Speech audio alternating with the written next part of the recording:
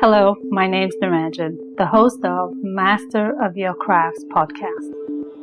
Learning from leaders who are continuously inspired, passionate, and driven to align with their sole purpose, sharing their gifts to bring healing to others. The music is composed by Rebecca Everett.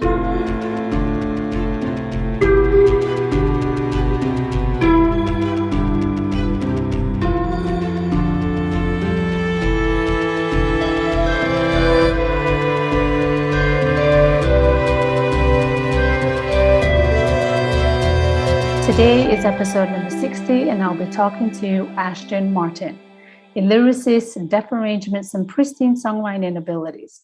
Ashton put a brand new shine on hip hop, hailed as one of Florida's most versatile artists on the rise. Ashton grew up around a variety of genres of music, with close family ties to hip hop, gospel, and R&B, greatly influencing his sound today. Ashton has made many impacts in the music industry while garnering critical acclaim from outlets such as ABC News, Fox News, Voyage Magazine, and Hip Hop Xclusives.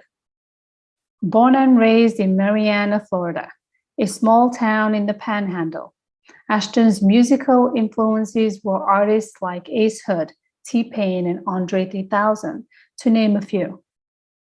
Following the lead of such impeccable icons, the young lyricist moved to Atlanta with the goal of impacting the world with his talents. Shortly after the release of one of the artist's most notable albums, Solid, in 2019, Ashton set off on a summer tour hitting the stage in 5 countries, including the largest international festival, Midem. Taking the independent scene by storm, the multi-award nominated artist has collaborated on songs with big industry names such as Gang Gang and Trans Lee, and has opened for artists including Atlanta's own Money Man. Not only does Ashton rock stages and mics, but he also has a passion of giving back to community. In partnership with not-for-profit organizations, arts service initiatives of Western New York, Ashton hosts community events and has acquired notable financial sponsors such as Sony's Barbecue and Planet Fitness. Since launching his own music group, Ashton Martin Entertainment, Ashton has accomplished many of his career goals. He has released over 7 projects that has over 31,000 views on YouTube and makes it evident he has no plans of slowing down. Hello and welcome to Ashton. How are you, Ashton? Hello. I'm great. It's a beautiful day to be alive. How about yourself? I'm doing well, thank you.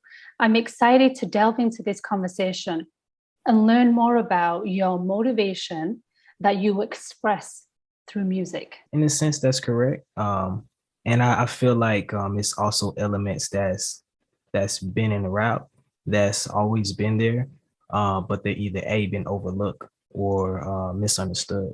So I look at myself as kind of like a sponge, because I grew up in the era and I soaked all of it in, and I regurgitate it out in a sense, in a way that people can understand. And I'm very intentional with the things that I say and the things that I put out on record. So yeah, definitely. I feel like it is that bridging gap, and it's growing to become even more of a bridge, even more of a transportation, just bringing people into not only my world, but the world that I come from in a way that they can understand. And what does that look like? What does the world you came from look like? I grew up in Marianna, Florida, which is when people hear Florida, they usually think of Miami, Orlando, or any of the South part. But I actually grew up in a area that many people don't know. It's the Panhandle area. So I grew up around so many different people and so many different things. But I feel like us as areas were very overlooked. I grew up in a country area. Um, I'll just say it's not a lot of resources where I come from, and without having those resources, it definitely has effects on the choices that a lot of people choose when growing up, and what they see and what's around them in their environment. So that's definitely something that, but at the same time, it's also a lot of soul where I come from. I was very spiritually aware at a very, very young age because of the what was input in me as a young child. And it also made me very open and well-rounded. So it's kind of like a two-sided coin growing up. What triggered you to channel this love and this soul through the element of music? Why music? So I actually grew up in a very musical family. That was one of the biggest things. My dad was a songwriter. He was also a choir director. My grandfather played the guitar. My grandmother was a singer, and my auntie was a singer. And then a lot of my older cousins were into either poetry or rap. So, like, just me being born in the family I was born into, I automatically was exposed to a lot of music and a lot of different versions of music, from gospel, soul, rap, R&B, country, pretty much any type of music you could think of, blues. I was around it. So at a very, very early age. So for me, I didn't really express myself through it until I'll say my early preteens. Because for me, that's when life kind of changed for me and I was exposed to more things. That was when my household changed. And that was for me in the beginning, just a form of just expression. And it started with poetry. And it was just literally me just expressing myself and how I felt, and more so of an outlet, like therapeutic in a sense. And then from that point on, I got influenced to the hip hop culture itself, and fell in love with the art of it, you know. And me growing up, I always looked at like it's a big gap in my family, right? So you have like my grandparents and my father, their generation, and it's a gap, and then it comes to my generation. So everybody, I didn't really have a lot of people that were my age up until a certain point. So everybody was older. And so I didn't have a big brother as well. So I was always searching for that acceptance, you know. And it started, I went through different things, sports, so many different things. And then I finally found that thing that, you know, you're good at this. You know, it's like that one thing, like I'm actually good at this and people will accept me for this. So it began as that. But then as I grew older in my adult life, I seen the effects that it can have, and it made me want to go into a different direction to really motivate people, you know, because I've seen it have destructive paths. And I have a lot of people that like I said, it's a big gap. So a lot of people are younger that look up to me as well, especially in the beginning stages. So it's like I realized the power that my voice had, and I had to realize, like, you know, it's certain ways that you want to use this, and really going into what my true purpose is. And it's very encouraging, Yeah. and inspiring for us individuals when we recognize the influence we have on others. Yes. It's important. It's very important. And I think a lot of times you don't even realize who you influence, or you may not realize who you influence, because sometimes people may not, you may not always see it. And I feel like a lot of artists deal with that. They don't really know their influence, even at a certain level. It doesn't matter what level you are. If somebody's listening to them, you're influencing them in some type of way, you know, because at the end of the day, it's vibrations, you know, and our bodies react off of those vibrations. So no matter what, when somebody hears your music, it's going to affect them in some type of way. Yeah, absolutely. So, what do you believe about yourself? Mhm. And does it define who you are? I won't necessarily say it defines who I am. I feel like I'm a being first. I'm a creator first, and then I feel like this is a product, because me, I say that I always say I have to live first before I before I put it in music. And that's usually when I come to my blocks, or what we call writer blocks, is because I haven't experienced yet. So sometimes as creators, we can get so caught up in creating that we forget to experience. And I know, especially like with COVID, it's so easy to do that because we're not out as much as we used to. Well, it's kind of opening back up now, but we went through a 2 3 year spell where it was kind of like just being enclosed, and it's kind of like we really weren't experiencing much. And for me, during that period of time, even though I did create, it was kind of difficult for me, because I wasn't out experiencing like I was before. And I feel like the best product is when it's not forced. It's just literally flowing in a sense. Because like in rap, we have something that we call flow. And flow pretty much means the way that the rhythm of your words and the rhythm that you go over instrumentals or things of that nature. And I feel like that's how the writing process should be. It should be a flow. It should never be like forced. So yeah, I definitely feel like the humanistic and the experience come first before the creation. I feel like it's all intertwined at the end of the day though. So while the experiences can be very fruitful, allow us to feel the contrast of the highs and the lows, or however we want to determine what a high or a low is. Is there a component that you're aware of being in flow without external experiences? I feel like that's the gift itself. I feel like it's something, and it's kind of hard to explain, but it's a space that I can tap into, that I don't have to be led to, that I can create from. Pretty sure it started in my early stages of being around so many different elements of music and writing, starting writing so young, that it's never really been difficult for me to write. I'll say it's a space in my mind I go into. It's like a very quiet, a very silent space, and it doesn't matter where I'm at. I can be in a room full of like chaos and still tap into that space. With rap, we have freestyles, and that's literally what it is. It's free of any style. It doesn't have a meaning. It doesn't have a purpose. It's just literally for you just to express your gift. And that's the same space that I tap into with that. Even though I may write, I still approach it as like that type of gift, because sometimes when you have too much pre-thought, it interrupts the flow. Like if you approach like, I'm gonna write this song about this, it's way more difficult to write that versus when you just literally like, I'm just literally gonna write what comes to my mind, or literally just gonna go off the first emotion that I feel. And that's how I create now. I had to learn that, of course, because at the beginning I used to force a lot of things, and then I learned like, oh, it's so much easier when I just let it come to me. Like I react off the first emotion when I hear this, or like, because I feel like if that's my emotion when I hear it, that's gonna be the listener's emotion when they first hear it. And it's gonna make sense. So if I'm angry, if I hear this and it makes me angry, the listener's gonna feel anger. If I'm sad, the listener's gonna feel sad. If I'm happy, the listener's gonna feel happy. That's their initial reaction. So what puts you in that flow state?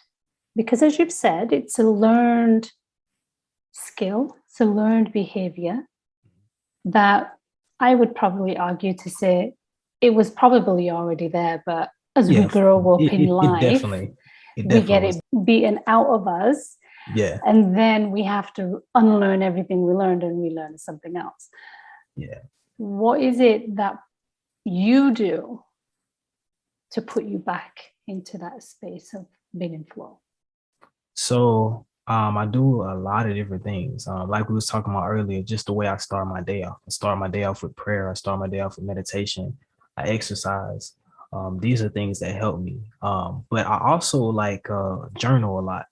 So I write down my experiences. I write down things that I learn, and for me, it helps me remember. Because sometimes, even though I may experience, I may not remember how I felt at the moment that I experienced it. And it's kind of hard to just capture every single experience, because we go through 24 hours a day. It's almost impossible to capture every experience that you feel. And just really just, like I said, going into that space in my mind of just shutting everything out sometimes really definitely helps. And yeah, like you said, it's crazy. It's always been there, of course, because if it was the same for everybody, everybody would have the same exact gift. But I feel like we all have different gifts, and I feel like everything was purposeful. Our creator was purposeful when he created us. So obviously it's been there, you know. So. Absolutely. And all with, yes, all with great purpose. Absolutely. When you reflect on the pieces that you record through your journal, whatever that looks like, an experience of something happened at breakfast or something happened at dinner, whatever it is, when you record that and you look for inspiration in your day, how do you determine whether it's the breakfast experience that's ready to be expanded rather than the dinner experience? To be honest, I just go by what sticks out to me.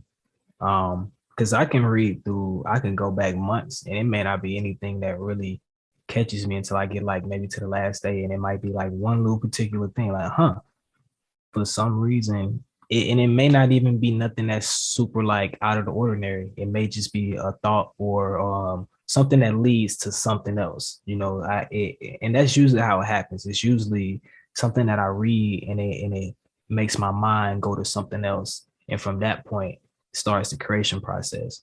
But to be honest with you, it's no rhyme or reason. It's just whatever sticks out to me and whatever I feel is applicable to what I'm creating at the moment. Yeah, I go off that. Beautiful. It's such a beautiful gift to be able to recognize that and follow that intuitive part of yourself. Yeah. To recognize, yeah, I'm going to go with that, or I'm flicking the pages and nothing's coming through, and voila, there's all of a sudden then there's this point. Yeah. So I commend you for recognizing that and really honing it to a craft. Thank you. I definitely will say, even though it's a gift, it does take skill and it does take time to develop to even be able to expand on certain things. And it's even it's not like I'm hitting the all-time point of it's a forever growing process. So it's like I'm always looking at ways to get better and expand my skill set. But yeah, I would definitely say the more skillful you are, the easier it is to just create in a flow, because you definitely, it's kind of like in a sense of playing any sport, right?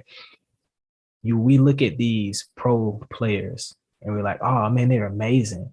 But telling them they're amazing is like telling a horse he can run, because they do this every single day. They practice this so much to the point dribbling a basketball is almost second nature to them. And I feel like that's how it is with the craft. It's almost to the point second nature. And so when of course, before I had to go through processes of tapping into it, now it's just almost at a drop of a dime. I can tap into it because I've practiced it so much to the point that it's like, oh, boom, right there, right on the spot. And it makes the creation process easier when you don't have to focus so much on the skill of it. Right. There was a quote in a book that I'd read that in order to be a master at a craft of some sort, people need to put in 10,000 hours. Yep. At 10,000 hours is real. That's the rule. No matter what you do, it's 10,000 hours. And I think we also have to realize when we have our crafts, it's different parts of it too. So that 10,000 hours spread, because as a music artist, you know, you have your recording side. So that's 10,000 hours in either your room or your studio. That's recording. That's 10,000 hours if you're a writer, writing, you know, and there's also 10,000 hours performing, because some of us are performance artists as well. So even performing on stage, that's another piece of it, you know, and that's another skill set you have to develop.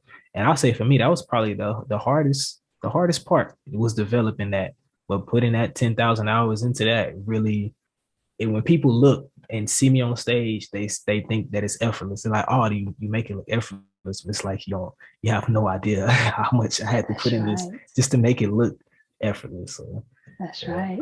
That's definitely a number of thousands of hours that have already been invested to get into that space. That's for sure. Yeah. Yes. That's for sure. Or at least being able to recognize the influence that you have to those around you, your investment of building those hours, you moving from one part of the country to the other. Like it's fully absorbed in your entire beingness of who you are. How else would you define this as being your calling?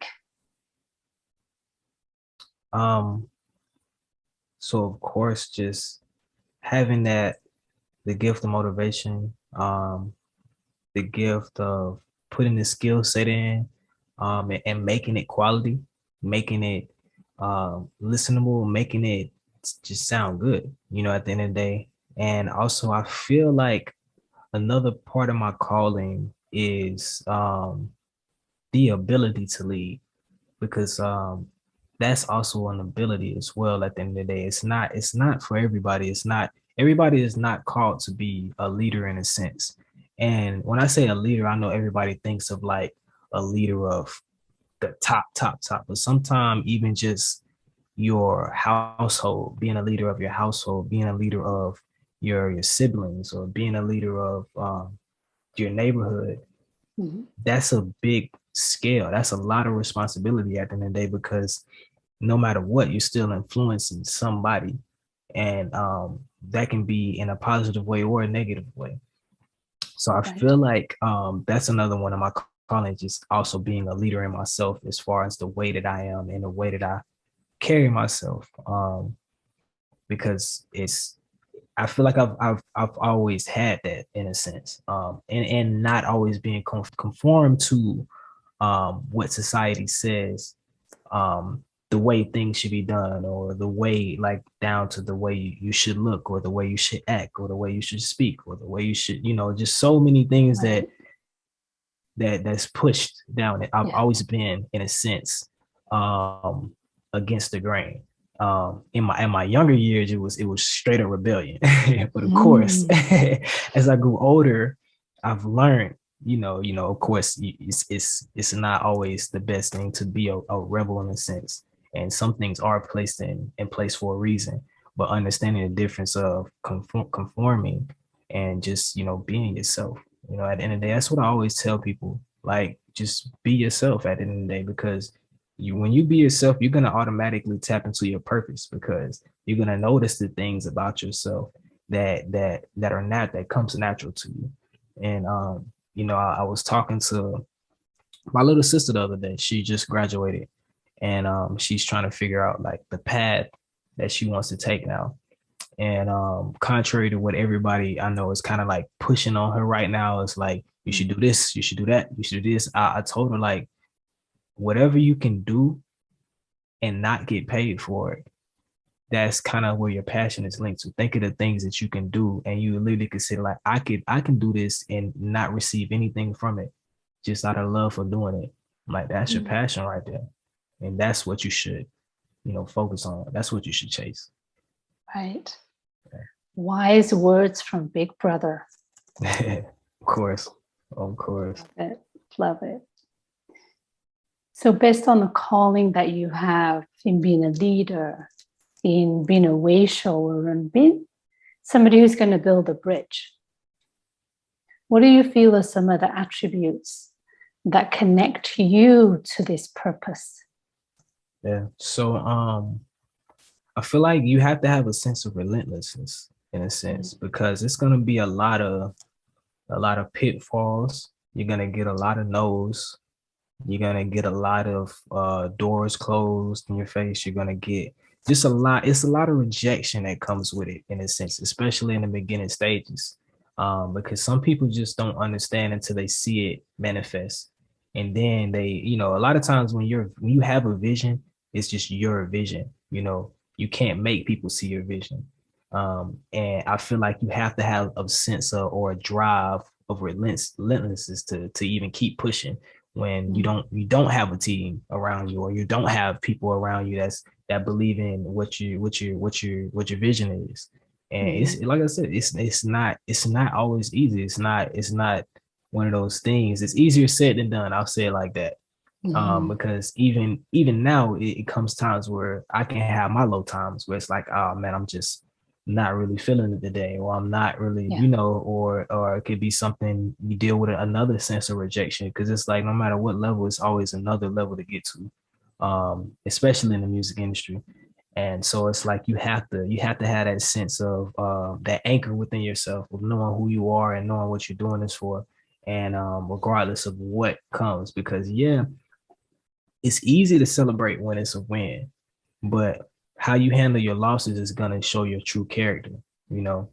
And I feel like that's one of the things that you definitely, that attribute that I have, that definitely, you know, attaches to my gift, because it's, you know, I can say that I've definitely suffered more losses than I have wins, but the wins outweigh my losses. When they do come, they definitely outweigh. But it's seasons. You know, I look at life like, just like we have our seasons. There's a springtime, there's a summertime, and those are usually like the blossoming time, it's sunshine, but there also is fall and there's winter.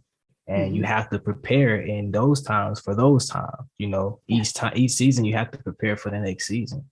that's right. So, you know, that's kind of how I look at it. Beautiful. I love that. How you handle your losses builds your character. That's a T-search slogan right there. Yes. Just saying. Yes. Thank you, thank you. I'm gonna have to put that in the merch line. I That is think you actually a might. good one.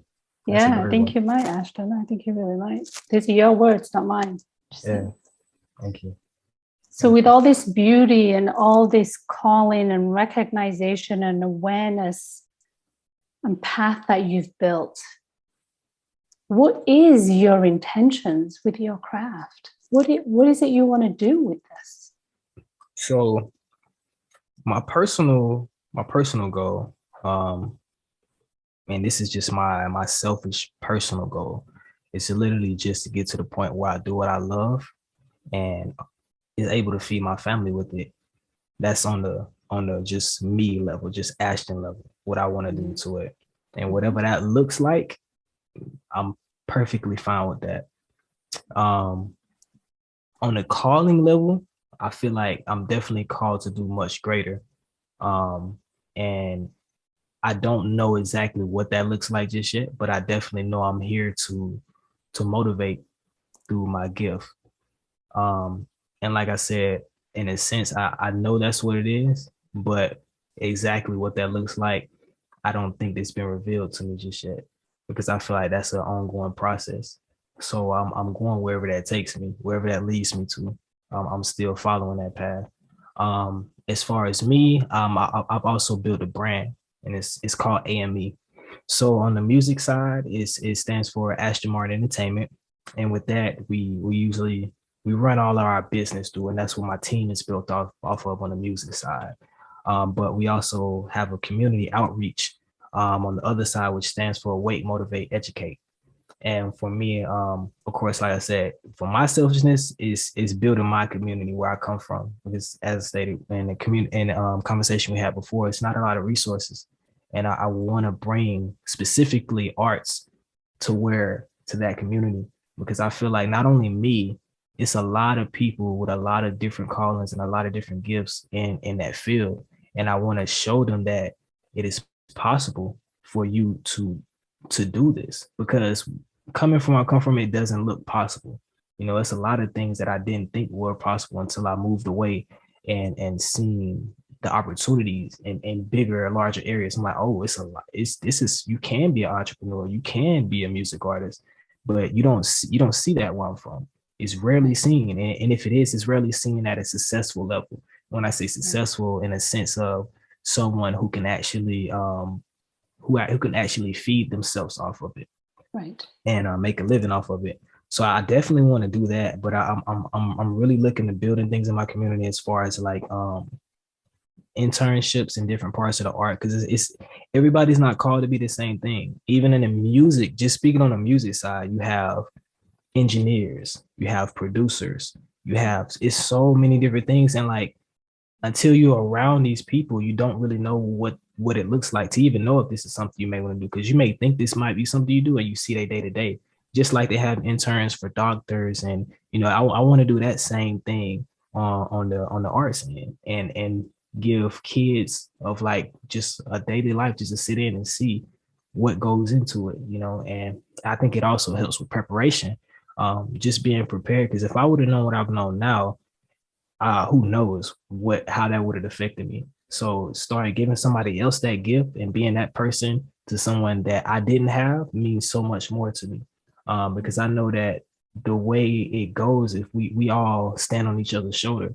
So what I achieve in my lifetime, I want somebody to take that and go even further with it, and continue to go even further, continue to go any further, just like, you know. So that's my ultimate goal. I do want to get to the point of helping other artists. I don't think I would necessarily want to get into like the label situation as far as like signing artists, but I definitely want to help them get to the points that their goals, you know, in a sense of it, you know, it's so many things that you have to put in place to make sure that you cover yourself in the long run, or you cover your kids when you're no longer here.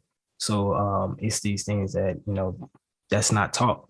So I definitely want to build that and help other people that has the same gifts, and, you know, just really be that person that we didn't have growing up at the end of the day. So that's definitely where I want to take my gift to, and that's what I built AME for, and built the team around, and we all have that same drive.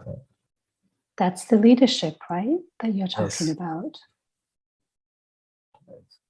Who did that for you? So for me,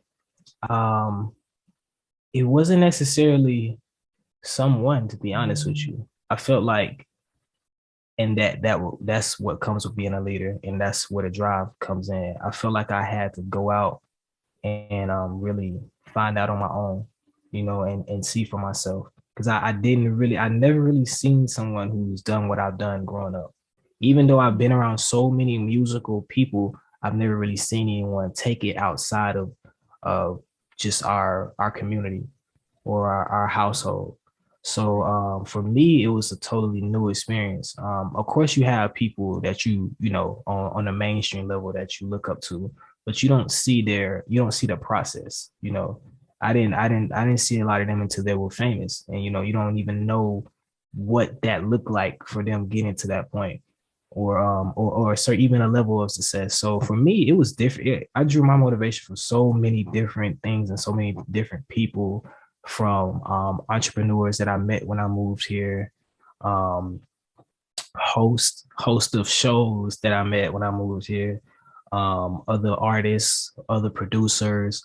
I kind of like drew from everyone that I met here, and you know, anyone with any level of success, I was hungry to know like what was their process, because I feel like you can learn from people even if they're not doing the same thing you're doing, or they're not in the same path you're going, you know. So I kind of took from a lot of different things. Yeah. And it's important to be able to recognize that, right? Just because the outcome or the career path is different, there are a number of common threads that can be related to a stockbroker, to a rap artist. The drive, the determination, and the passion and the power. I mean, it takes a lot of these attributes to get to that space. It really does. I always put a student hat on, and I think that's what really helped me. Just always walking in every situation of not only what I can give, but what I can learn from it as well. Absolutely. So you talked about wanting to create that path for the others and be a leader and or a cheerleader, if I can use that word for you, for others to pursue with maybe a little bit more ease and grace. It's pretty much expounding on what I've built. So right now, I've just released an EP. It was entitled Golden Child. And the concept behind Golden Child was so it was one thing of it's a concept of being chosen. But it's also the concept of gold itself. Gold goes through a refining process. but it comes out as one of the most precious metals that we have here on Earth. So that was really the biggest concept. And in the past 2 years, I had been through so much, and I finally feel like I'm back in a space that's like in a winning state in a sense. Because like I said, I played sports growing up, so that was usually my easiest relation to it, is relating in that way. Of like, in a sense of when you play sports and you go through your seasons, you're gonna go through wins and losses, but all of them are necessary for you to get to your championship. And I feel like with this project and the point of my life, I'm nearing my championship. And then it's another game. And then when you win your championship, you're going into the next season. So it's a continual process. So right now we're working on just pushing that, expounding that. I'm definitely looking more into marketing, because now that's one of the biggest things in the industry. You have to have good marketing. So I'm looking to expound on that end and build a team on that end. But if even if not build a team, collaborate with the people that can take me to the next level, or even just point me in the right direction of the proper marketing. So that's one thing we're definitely working on with this EP versus any of my previous projects. Well, you seem to have many different branches of your craft out there. And I'm sure with the drive and the determination and all that you're soaking up from other leaders and other individuals, that you will truly be a motivator and a true leader for individuals across the country, not only in your own hometown in Florida, but beyond that as well. I'm sure your influences will reach far and wide. Thank you. Thank you so much. I really appreciate that. You're welcome. I feel like that's what has to do. And I feel like that's why my biggest goal is to building my own platform, or even not just me, but other artists building their own platform, because we can control the narrative of what's pushed out there. It's many artists like myself in the hip hop community, but it's only certain artists that's pushed out to the public. And I feel like it's for a reason. It's definitely for a reason. It's definitely an agenda behind it. But yeah, I'm definitely an advocate of that. Yeah. Well, I'm excited for you. And I'm so grateful that you were able to take time and have this conversation with me and share all you know, and the desires and passion and opportunity for other artists who may not know what is possible. I'm so appreciative of you giving me the time to express this and having this conversation with me. I appreciate that so much. You're very welcome. I'm Naranjan, and you've been listening to Master of Your Crafts podcast. Please subscribe, rate, and review, and join me next week for another episode. Thank you for listening.